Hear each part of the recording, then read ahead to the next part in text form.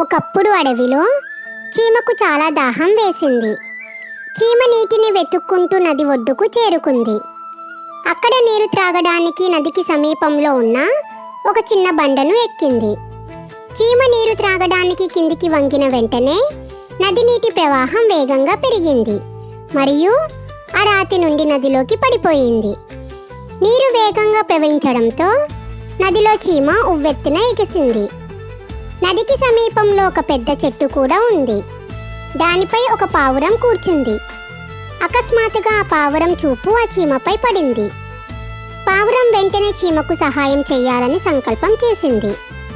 చీమకు సహాయం చేయడానికి పావురం చెట్టు నుండి ఒక ఆకును తీసి నదిలోకి విసిరింది. ఆ చెట్టు ఆకు తన దగ్గరికి రావడం చూసిన చీమ వేగంగా దానిపై ఎక్కింది.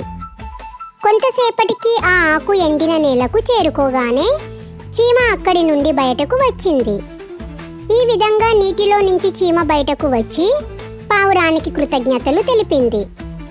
అదే రోజు సాయంత్రం ఒక వేటగాడు పావురాన్ని వేటాడేందుకు అడవికి వచ్చాడు.